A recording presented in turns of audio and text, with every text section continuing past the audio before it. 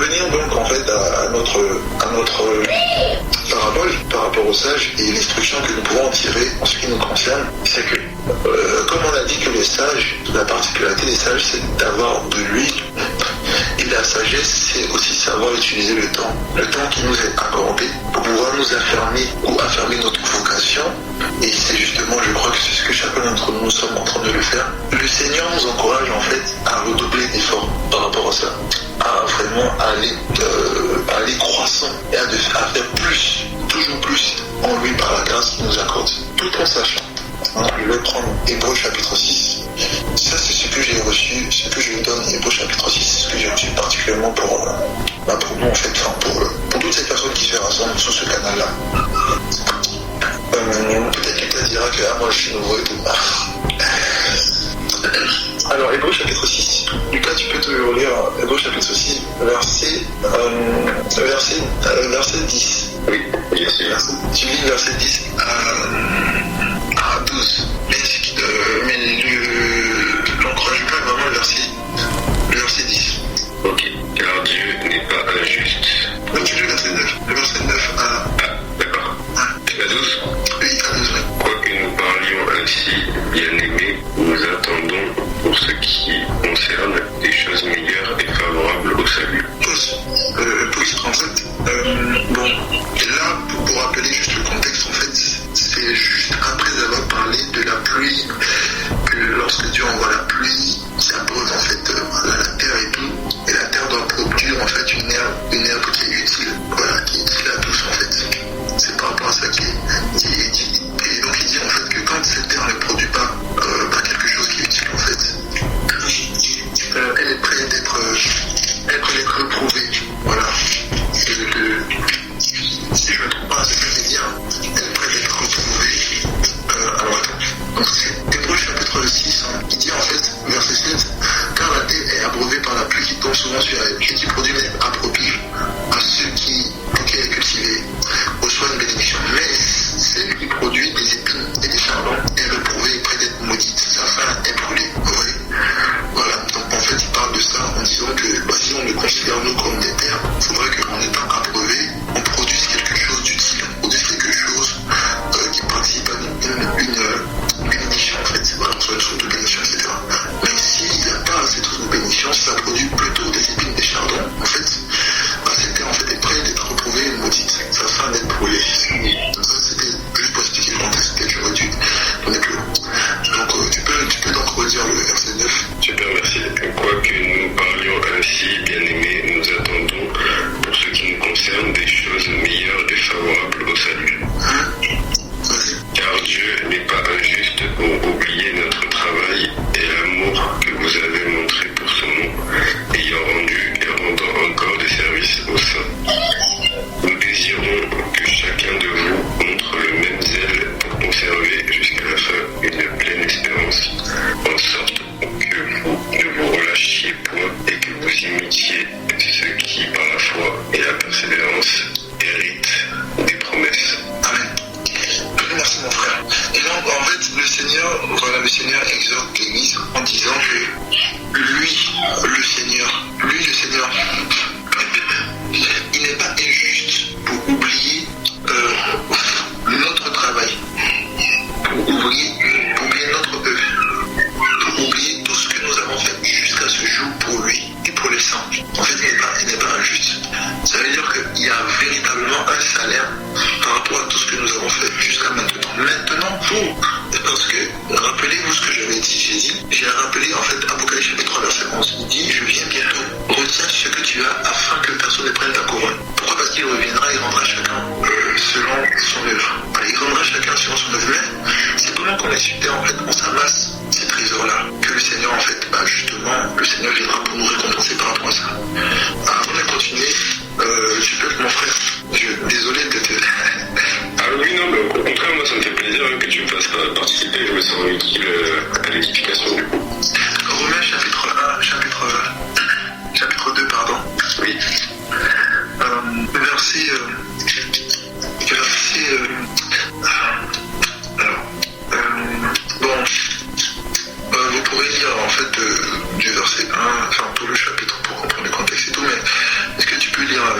verset, comment, pour que ça soit bien compris, tu peux lire le verset, lis le verset 1, à partir du verset 1, donc c'est pour permettre le contexte.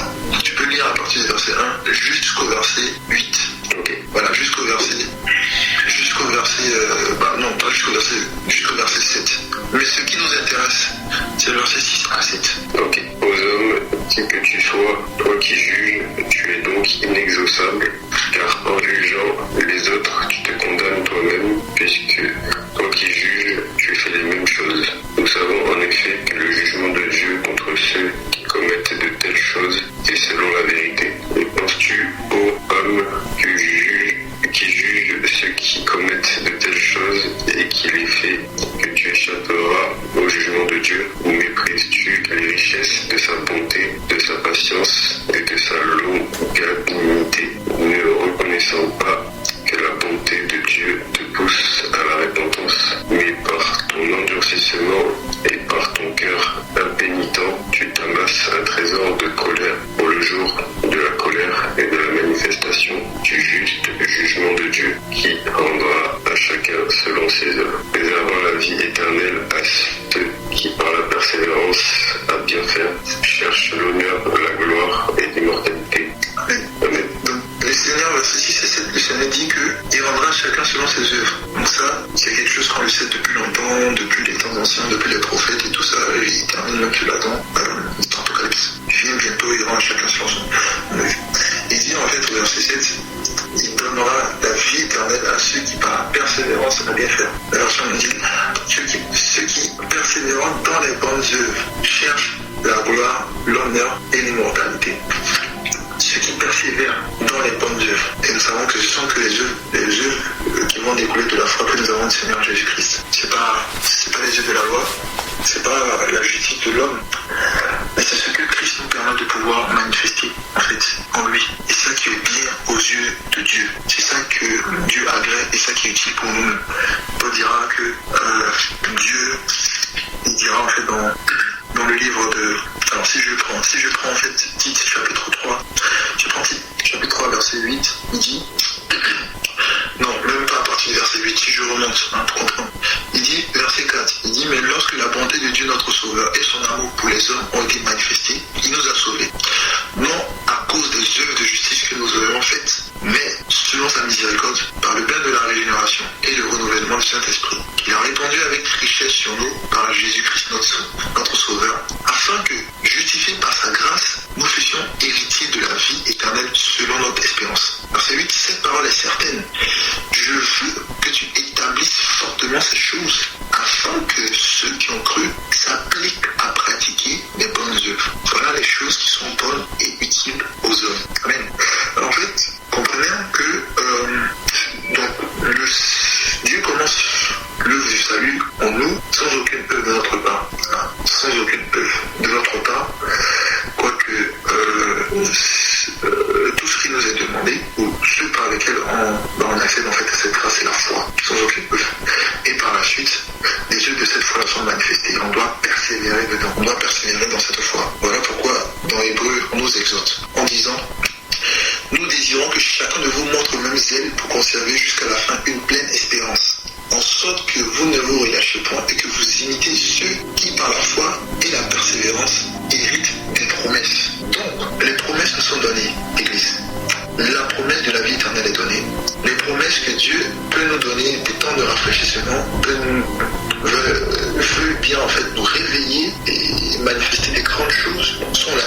Pour y entrer, il nous faut persévérer dans la foi. Il faut persévérer dedans. Persévérer en ce que nous devons faire. Et persévérer dans cet affermissement de notre foi-là. Et c'est là la particularité justement en fait de la sagesse. C'est que tout le travail ou l'édification que nous allons faire, c'est sous le soleil et c'est dans le temps que le Seigneur nous accorde.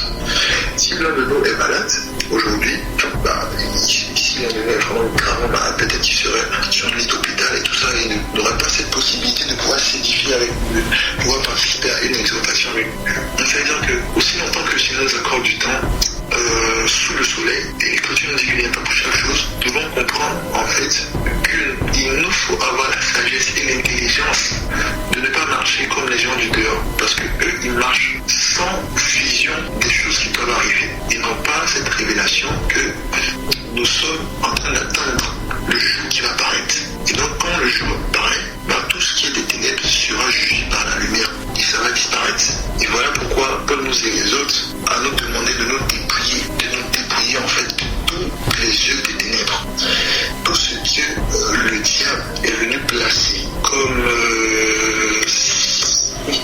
Seigneur, qui nous avaient affecté notre âme et toutes ces choses, et dans lesquelles nous avions marché avant. Maintenant, en Christ, nous devons nous dépouiller à mesure que nous avançons.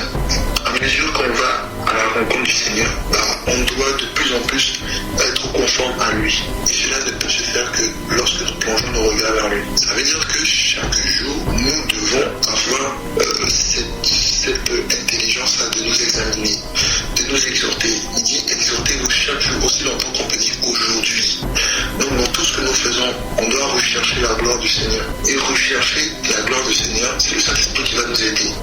Parce que l'Écriture nous dit que c'est l'Esprit qui sont les profondeurs de Dieu.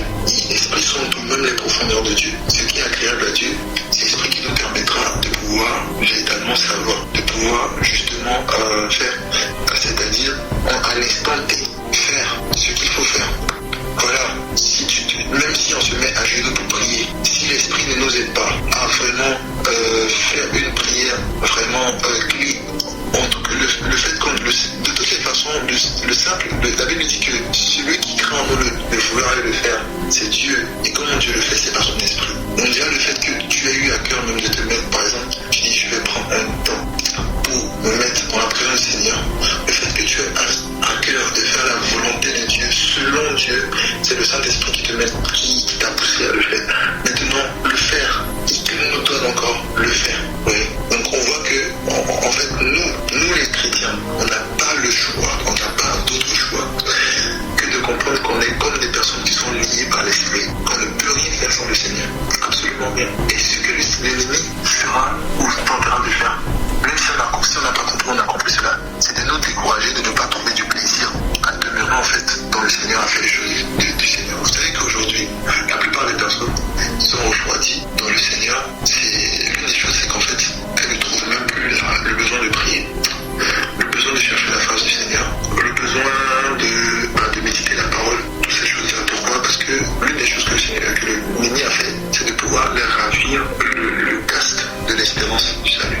En fait, ce casque-là, ce n'est pas seulement le fait de... Parce que parfois on le dit, c'est pas faux, hein, quand on dit il faut avoir l'assurance du salut et toutes ces choses. C'est pas faux. Mais c'est aussi, en fait, c'est aussi comme ce qui va te permettre de protéger la vision. Parce que quand on parle de l'espérance du salut, l'espérance c'est une attente. Voilà. Et cette attente vient à la suite d'une promesse. Et ça nous donne de nous attendre, c'est-à-dire de porter vers quelque chose. Vous voyez,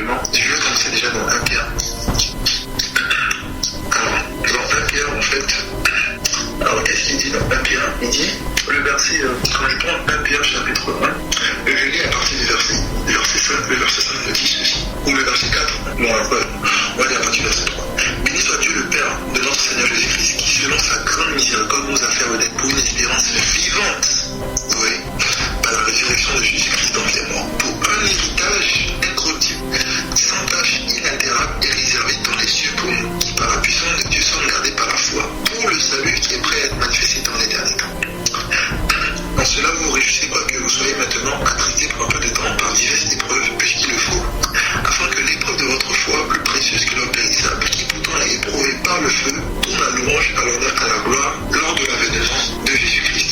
Vous voyez qu'il tourne nos regards par rapport à l'espérance que nous avons. Il nous rappelle comment est glorieux cet héritage qui est incorruptible, sans tâche, inaltérable et qui est réservé pour nous dans les cieux. C'est vraiment manifesté ce salut-là lorsque Christ reviendra. Il dit encore dans 2 Pierre, en fait, il dit, 2 Pierre chapitre, déjà le chapitre 1, le chapitre 1, on va prendre le chapitre 3, il dit, puisque toutes ces choses, le verset 11, puisque toutes ces choses doivent se dissoudre, ne devez-vous pas être par la sainteté de votre conduite et de votre piété, attendant la venue du jour de Dieu dans lequel les cieux enflammés seront dissous et les éléments embrasés se fondront. Or, nous attendons selon la promesse de nouveaux cieux et nouvelles terres où la justice habite. Ouais. Et puis après par la suite dans l'exhortation, c'est pourquoi bien aimé, en attendant ces choses, efforcez-vous d'être trouvés sans tâche et sans reproche devant lui dans la paix. Je cherche même le passage où il dit en fait, si un bien-aimé retrouve le passage où il dit de mettre notre entière espérance dans la grâce qui sera manifestée. Alors c'est bon, je vais retrouver. C'est toujours c'est la première épître de Pierre, donc le verset 13. Il dit, chapitre 1, verset 13, 1 Pierre 1, verset 13. C'est pourquoi, ayant saint les reins de votre entendement et étant sobre, attendez avec une parfaite espérance la grâce qui vous sera accordée à la manifestation de Jésus-Christ. Vous voyez ici le cadre de l'espérance du salut. Donc, ayant saint les reins de votre entendement, étant sobre, attendez avec une parfaite espérance, une entière espérance, d'autres versions. Voilà, une entière espérance, on doit être dans cette attente, voilà, de cette manifestation, ça permet une entière espérance. Par rapport à cette grâce que nous attendons dans la manifestation du Seigneur. Vous voyez, donc, le Seigneur, l'ennemi attaque plusieurs aussi au niveau vraiment de l'espérance en fait du salut. Voilà, cette grâce d'espérance du salut là. Du coup, ils sont affaiblis par rapport aux promesses. On peut faire oublier ces choses-là. Et Pierre dira en fait qu'il veille à rappeler des choses là afin de pouvoir éveiller en fait la sainte intelligence. Voilà, parce que c'est salutaire. Et c'est salutaire, c'est ce qu'il dit dans la seconde épître. Il dit en fait que, voilà, il dit, c'est pourquoi je ne négligerai pas de vous rappeler sans cesse ces choses pour que vous le sachiez, afin que vous soyez affermis dans la vérité présente. Voilà. Donc c'est le but de rappeler en fait ces choses-là. C'est parce que c'est salutaire pour nous. Et comme on sait que notre salut est lié à une promesse, lié vraiment à cette promesse, la promesse de la vie. Dans cette vie-là, c'est ça qui est l'espérance que nous avons. C'est la manifestation de ce grand salut. Voilà, que nous avons en Jésus-Christ, notre Seigneur. Et donc si l'ennemi arrive en fait à toucher à l'âme, c'est vraiment compliqué. Et du coup, si la vision est perdue, on court comme Paul dit, on court en fait en battant l'air en fait. Mais nous ne sommes pas de ceux qui courent en battant l'air. Nous sommes concentrés, nous devons être focalisés, vraiment être un peu vraiment consacrés et aussi concentrés, qui savons où est-ce que nous allons. Et à cause du fait que nous savons où est-ce que nous allons, en fait dans notre marche, nous ne pouvons pas nous laisser distraire. Le Seigneur donc permet donc pour chuter vraiment et voilà, pour chuter vraiment. Quand le Seigneur nous accorde ces temps, comme on a dit, quand la nuit vient, personne ne peut travailler. Et c'est le temps de pouvoir affirmer. Il y a des domaines dans notre vie où nous n'avons pas eu le temps ou l'occasion de pouvoir affirmer cela. C'est le moment de pouvoir affirmer cela. Il ne faut pas, quand on s'approche du Seigneur ou quand on s'approche de la parole, quand voilà, on cherche, on doit connaître là où on a fait des progrès avec le Seigneur. On doit aussi voir là où on n'a pas fait de progrès et travailler là où on n'a pas fait de progrès. Il ne faut pas qu'on regarde seulement là où on est fort. Ce qu'on est fort, on doit garder cela. Ce qui est prêt de mourir, on doit affirmer et faire plus. Ce que je dis prêt de mourir dans le sens où quand on reçoit le Seigneur, en fait, il met un dépôt de tout en nous. Sa divine puissance nous a donné tout ce qui contribue à la vie et à la piété. C'est pourquoi, dernièrement, quand j'ai exhorté la bien-aimée, j'ai dit en fait que l'enfant de Dieu véritable, qui se conduit mal, quand il se conduit mal, en fait, c'est lui qui est en train de... C'est comme si, puisqu'il y a un enfant de lumière, c'est comme s'il est en train de prendre un mauvais vêtement. Ça veut dire que ce n'est pas normal, c'est-à-dire que nous ne sommes pas reconnus par une mauvaise conduite. Nous ne sommes pas reconnus, nous ne devons pas être reconnus par une mauvaise conduite. Donc, quand on marche avec le Seigneur, on se dépouille des mauvaises œuvres. Il ne faut pas qu'on vienne encore reprendre ces mauvaises œuvres-là pour les mettre sur nous, pour nous revêtir de cela. Voilà. Les hommes